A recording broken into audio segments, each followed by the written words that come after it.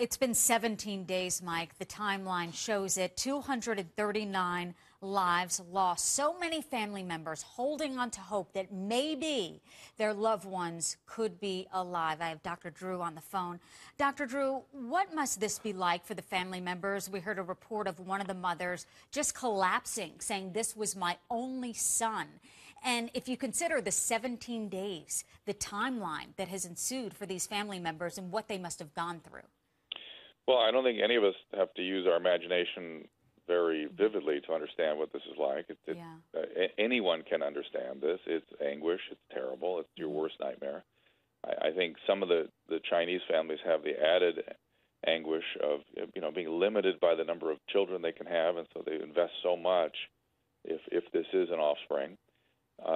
The not knowing is you can just imagine it's just a grinding, terrible experience. And now at least they have some ability to begin the mourning process.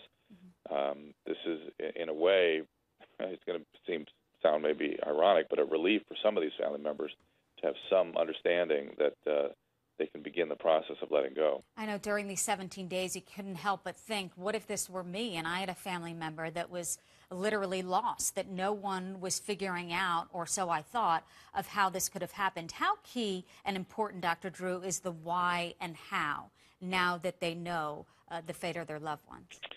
It's sort of the same phenomenon as not knowing if they're here or not. I'd like to know what happened to them. I'd like to be able to, sort of, being with somebody in some sense is something I think we naturally want to do. I think it's because sort of all of us need to just contemplate what these families could have been through, and what you said yourself, Susan. You put yourself in their shoes, and what would you have done? You would go to the airport and you would cling on any piece of news you possibly could. Now it's about going back to the people that care about them and begin the process of mourning.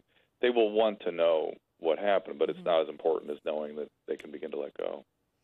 And do you think that was common when you heard so many of the family members, at least one who is a partner of Philip on board that flight, creating Philip Wood, a Twitter account, saying that she truly believed that he was still alive somewhere, even packing a bag for him, hoping that when they did reunite, she would have a change of clothes? Yeah, our brains will fill in any way possible to when there's the possibility of rejecting or maintaining denial or clinging to hope. It's not a bad thing.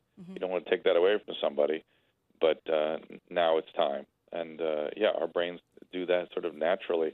And people will, even to the point of having hallucinatory experiences. Some people will actually see the person, and even after they know they're gone, they will have experiences like that. Hey, Drew, Michelanos here. I just want to, we're reading off some of the tweets that we have from people, and their reaction to all this, based off the emotions that we're hearing about.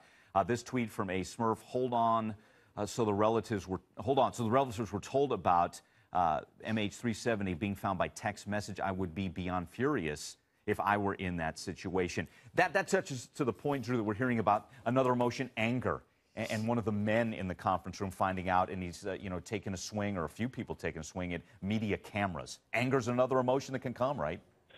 Sure. The people have documented the stages. Not everyone goes through all these different stages, but of course anger is one of the phenomena associated with grief, and blaming, and people are going to want to blame and make it somebody else's, and put it out there some way, take it off themselves. And of course, they're going to be angry. They've been angry. I don't know about the text messaging. I mean, that's an interesting. I'm sure people had to sort of put yourself in that situation. I would want the text message. I would say, as soon as you know something, find me any way you possibly can. So I don't know that I can blame the authorities for using electronic media. On the other hand, they're going to be angry. They're going to place blame, and they've been expressing those sorts of feelings already. And Drew, we're just looking at some new video here, and we heard information of people so distraught they had to be wheeled out on stretchers, just so overcome. And I think you talked about that with Susan a couple of moments ago. 17 days, and there's the footage right there. People wheeled out on stretchers, where you're at this point, you're so overcome that this is what takes place. Yeah, I mean, it's been grinding, and now, your autonomic nervous system will kick in, and your heart rate will slow, and you'll just dissociate, you'll disconnect, you'll go down, and that's, so it's adaptive. It's our body trying to survive these overwhelming experiences. Is there anything that you would advise, Dr. Drew? I guess I know that you have known people who have gone through this process. A lot of us have. Is there anything to do, I guess, to get the closure? Everyone mourns differently. Yeah, it's true, but it's about staying connected to important people that can support someone going through this sort of thing. And it's not cameras, and it's not the authorities. It's the people that actually care and love about the individuals, and they need to stay close to them and, eventually return to a structured existence. But right, just being in a limbo for all this time is going to add to the symptomatology. I mean, some of them might even get post-traumatic stress. I'm sure that they will offer, I hope at least they will offer some sort of counseling services. When they look at the kinds of problems people develop down the road from these sorts of experiences, early assessment and interventions reduce that risk quite a bit.